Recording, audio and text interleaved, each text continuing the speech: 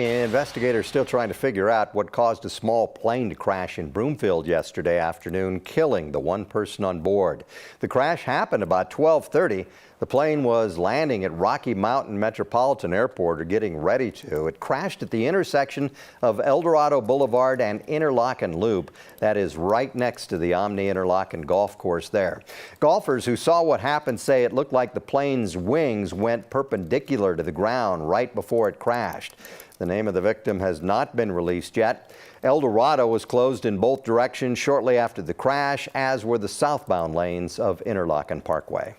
The healing from the Marshall Fire is far from over. Inside schools in the neighborhoods where the homes were lost, there are trauma rooms that help students cope with that pain. Special trauma response teams from the Boulder Valley School District have been working with families for months. Now, the team has worked with more than 1,000 students, parents, and teachers since the fire. Sometimes kids choose to reenact what they remember from the fire.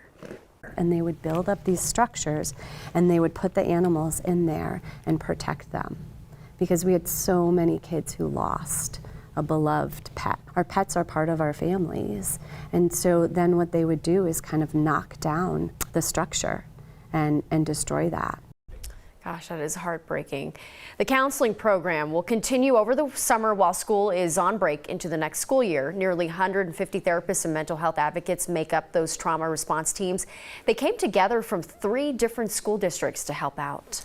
Recruiting police officers is such an issue right now in Jefferson County. The sheriff says they won't be able to reopen a portion of the jail. He says he got millions of dollars to reopen it, and he can't find enough qualified candidates to actually staff it.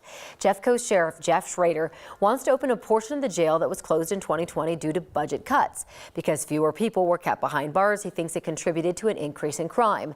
Sheriff Schrader says he got a few $1 million from the federal government to reopen that part of the jail, but he couldn't spend it because recruiting people to staff it hasn't been going well. We've had a number of people retire, and at the same time, because of some of those things going on, in particular that national dialogue, we haven't had as many people apply to be in law enforcement. So for now, that portion of the jail will stay closed. Sheriff Schrader is asking county commissioners if he can use that money in the future since he couldn't use it last year. According to him, county staff doesn't support his request and wants to use the money elsewhere. One commissioner says public safety is a top priority and final decisions won't be made for several months. It is 8 minutes after 5 right now. The state's I Matter program, which offers free mental health care to Colorado children, well, it's going to keep going for at least another year. In the final hours of the legislative session, lawmakers passed a bill to keep funding it. The program offers free therapy sessions for Coloradans 18 and under or 21 and under for special education services. State says about 2,600 people have used the program so far, with more than 150 licensed clinicians participating. The bill is now waiting on the governor's signature. The Colorado State Board of Education voted to remove Adams 14's accreditation and start the process of reorganizing the school district.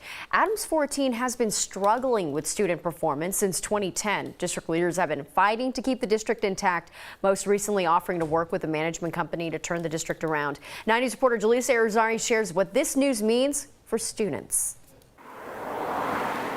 Blue skies sit over Adams 14 school district, but inside the district, it's anything but sunny. It's a dark day and frustrating, yeah. Laura Martinez is an Adams 14 parent, devastated by the recent news.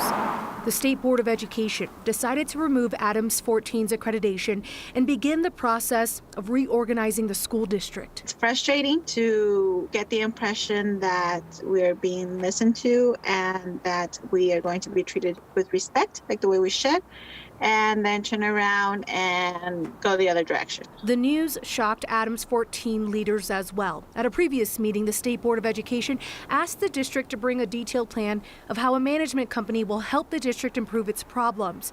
Adams 14 attorney Joseph Salazar says that's exactly what they did. So we presented our partial manager plan, our transition plan, under CDE's own rubric, right? Like, we literally followed everything that CDE has on their own website. And despite that, they moved the goalposts on us. The process of reorganizing takes more than a year. And in a statement, the state board said it, quote, will allow multiple opportunities for community participation.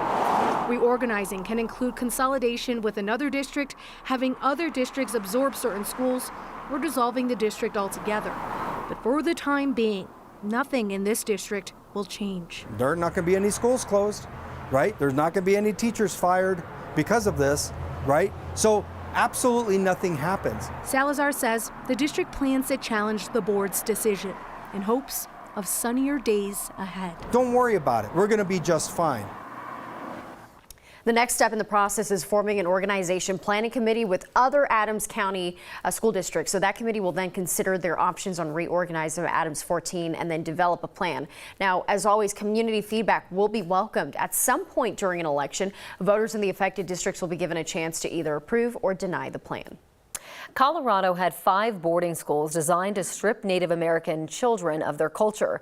They're among the schools examined in a first-of-its-kind study by the Interior Department. They documented more than 500 deaths tied to boarding schools across the country, but they expect that number will actually rise dramatically. So Colorado had boarding schools in Grand Junction, Fort Lewis, Denver, and southwestern Colorado. They ran them from the 1880s to the 1950s. Native American children were forced into these schools where they could not see their families and could not speak their language. The Interior Department report documented the prevalence of abuse. Many children never returned home. The Interior Department is now looking through thousands of boxes of records from the schools, and they plan to share a second edition of the report covering burial sites at the schools. And one thing you want to know about the weather today, going to be cooler. Yesterday, we tied a record high of 90. Look at the temperatures today after the front goes by, only 60s and 70s. Still going to be windy, though. Tomorrow, we're a little milder and a little less wind with temperatures in the 70s.